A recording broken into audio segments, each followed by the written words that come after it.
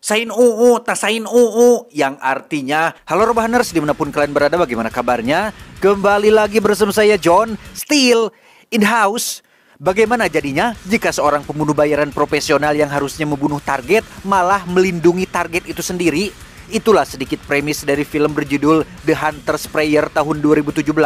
Nah, daripada nasi dan telur dadar di piring Anda keburu habis, langsung saja pasang handsfree, simetriskan besi serbahan, kencangkan celana dalam. Selamat menonton dan cekicrot.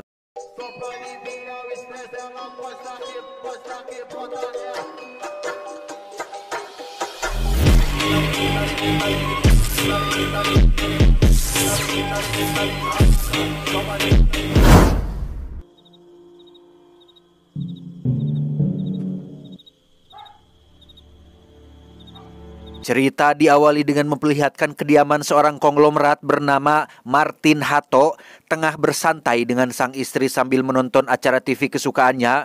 Namun mereka merasa terganggu ketika anjing peliharaannya terus menggonggong sehingga sang istri menyuruh salah satu ART-nya untuk memeriksa keluar rumah dan tiba-tiba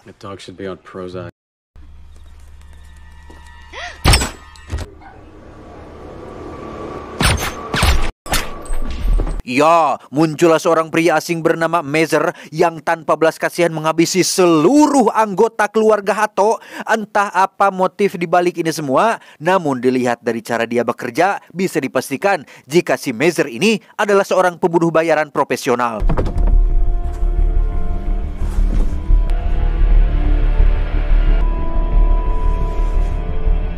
Perkenalkan, dia bernama Ella Hatto. Sesuai nama belakangnya, Ella adalah putri kandung dari Martin Hatto, sang konglomerat yang semalam dibunuh. Yang karena Ella sedang menempuh pendidikan di luar negeri, lebih tepatnya di kota Swiss, ia sama sekali belum mengetahui akan kematian ayah dan keluarganya.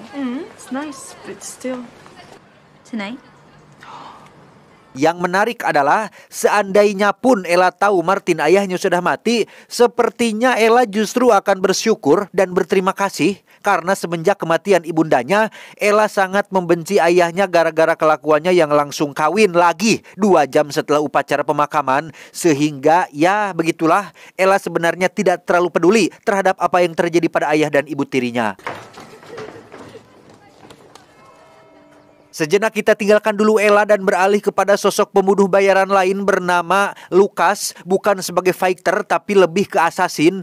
Lucas baru mendapat pekerjaan khusus yang bukan membunuh melainkan menculik. Lebih tepatnya menculik Ella di Swiss. Orang yang menyewa jasanya adalah orang yang sama yang sudah membayar Mezer untuk membantai ayah dan keluarganya Ella. Tidak diketahui alasan kenapa orang tersebut tidak menyewa Mezer kembali untuk tugas ini, tapi yang pasti orang tersebut ingin melenyapkan seluruh keturunan Martin Hatto sampai tidak ada yang tersisa untuk hidup.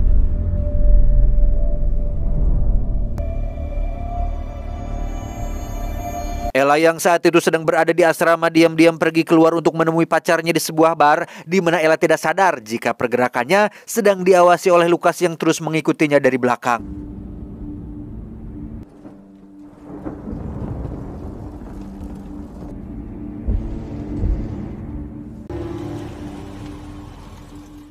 Beberapa saat ngawadul dengan sang pacar, Ella mulai menyadari gerak-gerik Lucas yang mencurigakan dan mengira jika Lucas adalah pengawal yang sengaja dikirim oleh Martin ayahnya.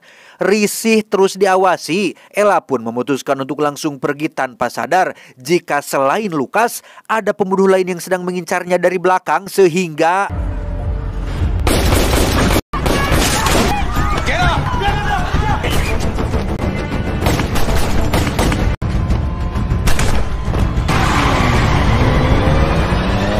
ya, karena Lucas bertugas menculik Ella hidup-hidup, ia pun berusaha menyelamatkan Ella dari ancaman pembunuhan, di mana mereka terus dikejar hingga memasuki wilayah pegunungan Swiss sampai akhirnya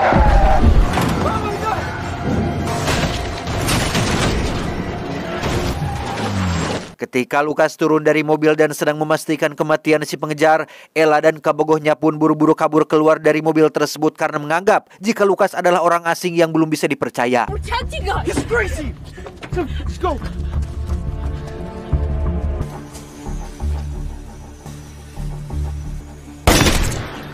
Melihat Ella dan pacarnya kabur sambil berusaha menelpon polisi, Lukas langsung menghentikan dan membuang ponsel yang mereka bawa.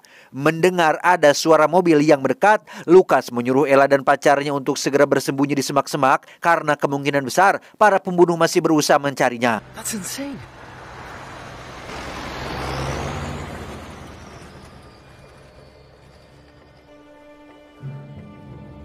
Disinilah Lukas dibuat bimbang antara harus melanjutkan misinya atau tidak. Namun dengan fakta bahwa targetnya adalah seorang gadis remaja yang tidak tahu apa-apa, Lukas yang masih punya hati nurani pun memutuskan untuk melepaskannya saja. Namun niat baiknya tampaknya sudah terlambat setelah sang atasan mendapat laporan tentang Lukas yang berusaha melindungi target, sehingga tidak ada pilihan lain selain Lukas harus segera menyerahkan Ella jika tidak ingin keluarganya dalam bahaya.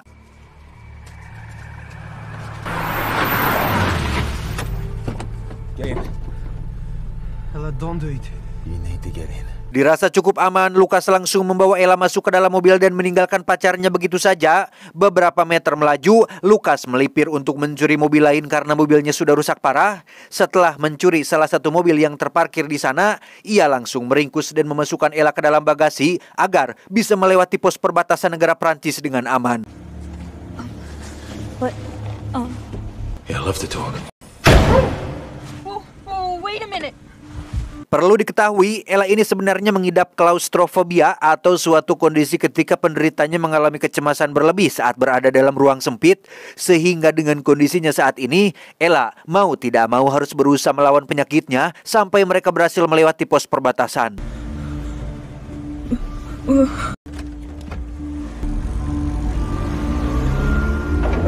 Beralih ke Inggris, kita akan berkenalan dengan seorang pengusaha kaya raya bernama Richard yang tiada lain adalah pelaku yang sudah menyewa Mazer untuk menghabisi ayah dan keluarganya Ella.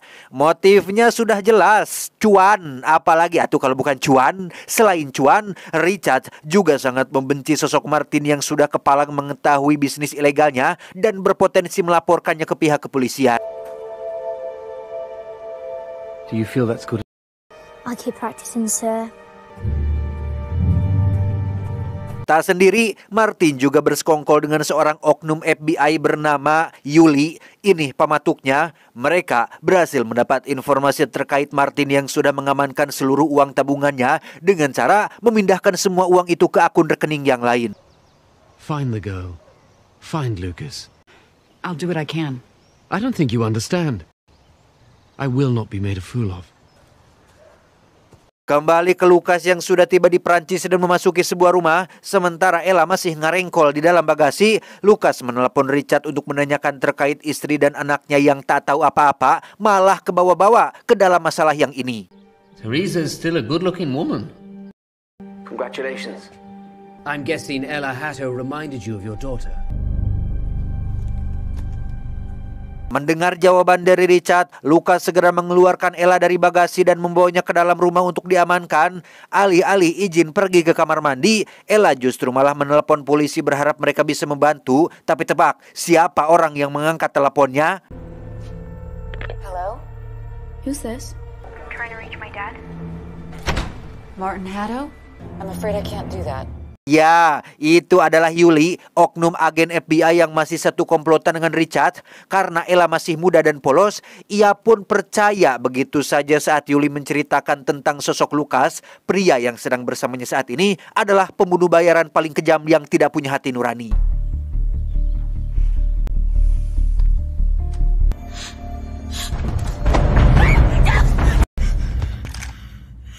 Setelah mengetahui tentang sosok Lukas dan apa yang menjadi misi utamanya, Ella dengan wajah memelas pun memohon kepada Lukas agar membebaskannya. Sehingga daripada ribet mengurusi cecer yang satu ini, Lukas pun membiarkan Ella pergi begitu saja.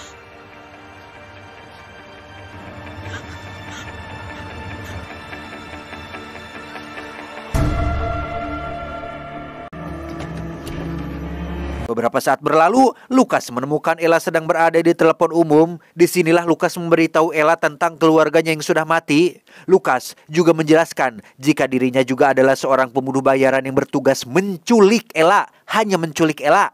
Namun karena misi kali ini bertolak belakang dengan hati nuraninya, Lukas nekat membangkang dan menjadi incaran kliennya sendiri. Okay. I'm not gonna do anything to you.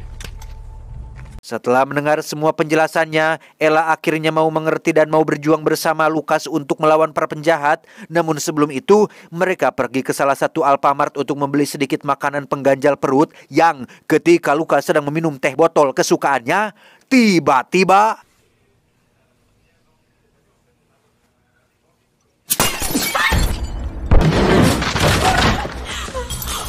karena Lucas sibuk menghadapi para penjahat, Ella memberanikan diri untuk terus bergerak sebelum penjahat lain menemukannya. Yang ketika ia mencoba melarikan diri lewat jendela belakang, salah satu penjahat rupanya sudah berada di sana dan bersiap untuk menembak, tetapi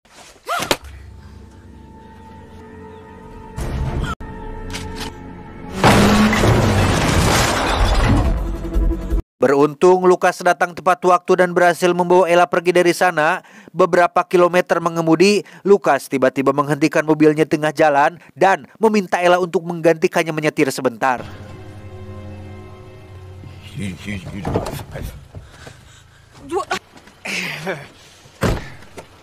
Karena ini adalah kali pertama Ella menyetir, ia cukup dibuat kesulitan dalam membedakan mana rem, kopling, dan gas. Namun setelah sedikit penyesuaian dan keterpaksaan, Ella akhirnya lumayan bisa mengemudikannya. Namun fokus Ella seketika terganggu saat melihat Lucas yang sedang kukusekan di kursi belakang sehingga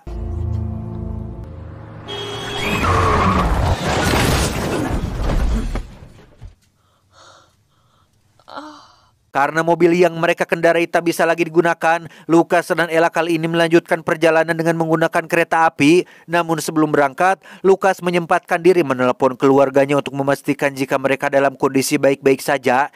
Tak hanya keluarga, Lucas juga menelepon temannya yang merupakan seorang perawat di salah satu rumah sakit agar bisa menemui dan mengobati Lucas di dalam kereta.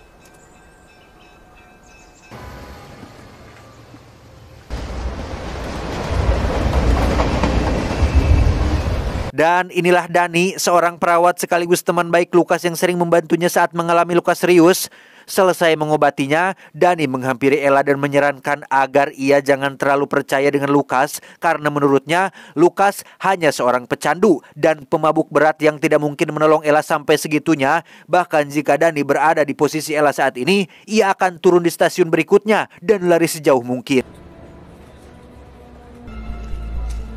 I'd take this, get off at the next station, and I'd run. Selesai memperingatkan Ella, Dani kembali menemui Lucas dan mengeluarkan barang harum pesanannya, di mana Lucas yang melihatnya pun sangat tergiur dan ingin langsung memakainya. Namun ia merasa curiga dengan gerak-gerik Dani yang berbeda dari biasanya sehingga Let's go.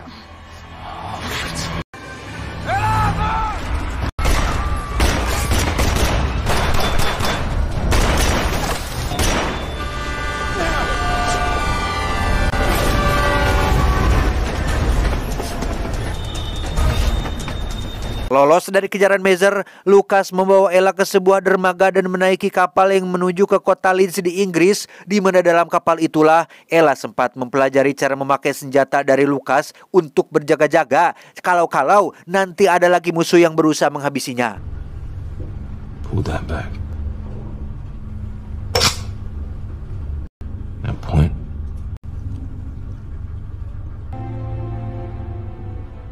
Setibanya di kediaman Lucas, Ella melihat beberapa foto anak kecil yang ternyata itu adalah foto anak-anaknya si Lucas, di mana Lucas bercerita jika ia sendiri belum pernah bertemu dengan anaknya karena sejak istrinya hamil, Lucas sudah ditinggal sang istri yang memilih untuk hidup sendirian. I don't believe you. I think every girl needs a father, even if he's a... Get out of here, man. What are you doing? Go in the other room. Melihat Lucas yang sedang berusaha memakai barang harumnya, Ella mulai mengerti alasan sang istri meninggalkannya. Bahkan anak-anaknya pun memang lebih baik tak bertemu dengan ayah seperti ini. Sehingga Lucas yang merasa jika semua perkataan Ella itu benar pun akhirnya membuang barang harumnya, meski ia tahu jika hal itu akan menyiksa tubuhnya sendiri. Now what? Penasaran dengan orang yang sudah menghabisi keluarganya alias si Richard, Ella mulai mencari tahu tentang keberadaannya di internet. Setelah mengetahui lokasi perusahaan miliknya, ia menghampiri Lucas yang saat itu sedang sakau dan memberitahu jika ia akan menghabisi Richard di kantornya dan meminjam pistol milik Lucas yang tergeletak di atas meja.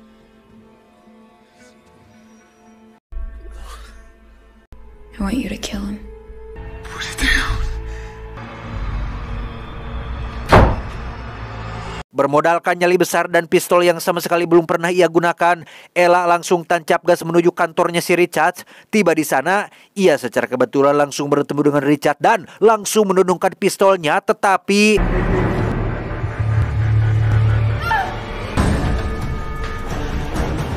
ya, belum juga menembakkan pistolnya, Ella keburu ditangkap dan dibawa ke kantor untuk diinterogasi. Namun hal itu tak berlangsung lama karena Richard sengaja membebaskan Ella dan mengutus Yuli menjemputnya, bukan tanpa alasan. Richard melakukan ini semua demi mendapatkan uang jutaan dolar yang disembunyikan oleh Martin, karena ternyata uang tersebut dialihkan ke rekening milik Ella yang 1 jam lagi akan dibekukan oleh kepolisian. Seatbelt?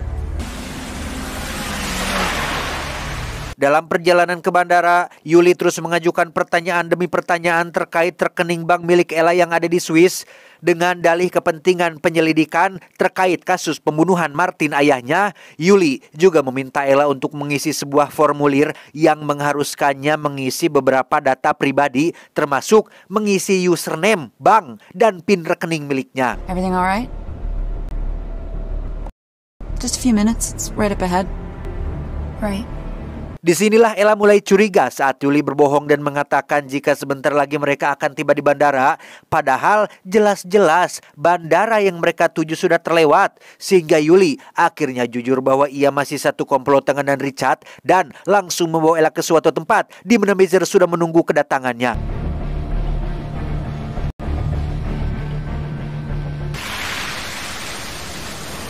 Kembali ke kediaman Lucas, setelah mengalami sakau yang cukup lama, kini Lucas sudah pulih dan langsung dikejutkan dengan alarm rumah yang mendeteksi adanya seorang penyusup. Dan benar saja, setelah memeriksa CCTV, ada sosok tak dikenal diam-diam menyelinap masuk ke dalam, yang sudah pasti itu adalah orang suruhannya si Richard.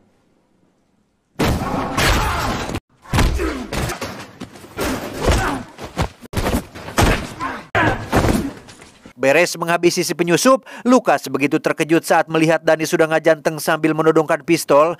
Bukan karena punya dendam atau benci kepada Lucas, melainkan Richard sudah menyogok Dani dengan bayaran besar yang siapapun tidak ingin menolaknya dan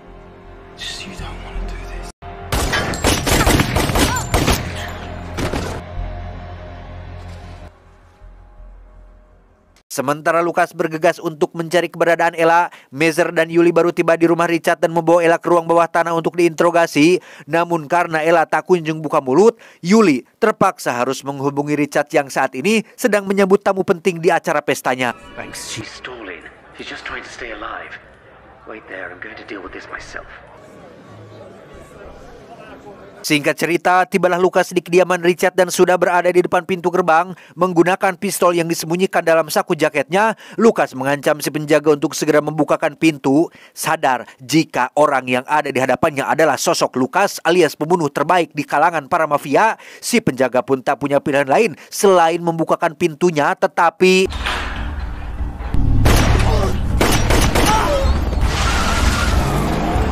Richard dan semua orang yang ada di pesta pun cukup terkejut mendengar suara bising yang berasal dari arah pintu gerbang rumah. Sempat mengira itu adalah suara petasan, Richard sangat terkejut saat penjaga tak mengangkat telepon darinya sampai ia melihat sosok Lucas sudah berada di kerumunan dan tiba-tiba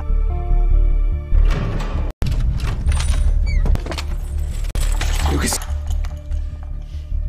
She's alive.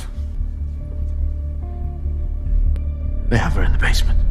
Setelah tahu jika Ella masih hidup dan disekap di ruang bawah tanah, Lucas pun menodongkan pistol dan menyeret Richard ke bawah tanah. Setibanya di sana dan melakukan negosiasi, ada seorang anak kecil yang merupakan keponakan Richard menghampiri sambil membawa panahnya dan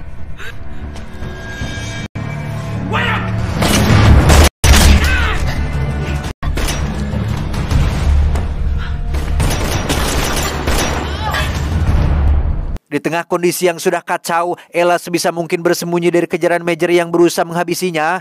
Bingung harus kabur kemana, Ella tak sengaja menemukan terowongan rahasia dan langsung pergi ke sana untuk menghindari kejarannya. Tapi apa yang terjadi?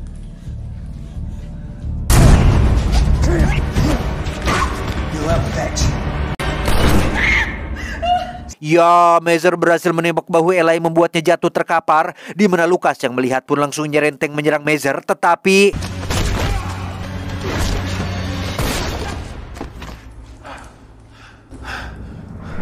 ya, salah satu ajudan Richard yang belagu pun malah menembak Major yang dianggapnya masih satu komplotan dengan Lucas, padahal jelas-jelas Major ada di pihak Richard.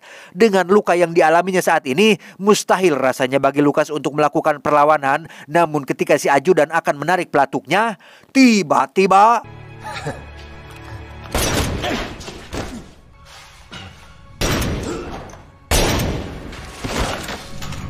entah bagaimana nasib Richard selanjutnya, Lucas dengan cepat membawa Ella ke mobil ambulan yang sedang mengevakuasi beberapa orang terluka lainnya, di mana Lucas sangat khawatir ketika melihat Ella yang sudah tidak berdaya karena luka tembak yang dialaminya cukup parah. Ella, stay with me. Ella.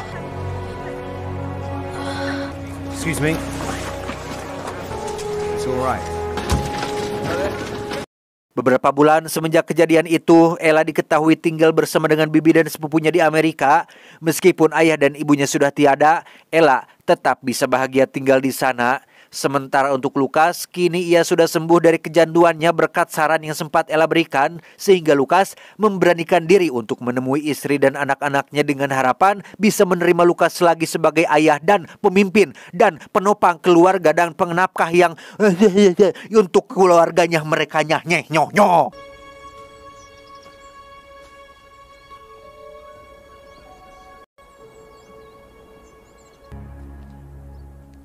Tamat ending yang sangat mengelukaskan.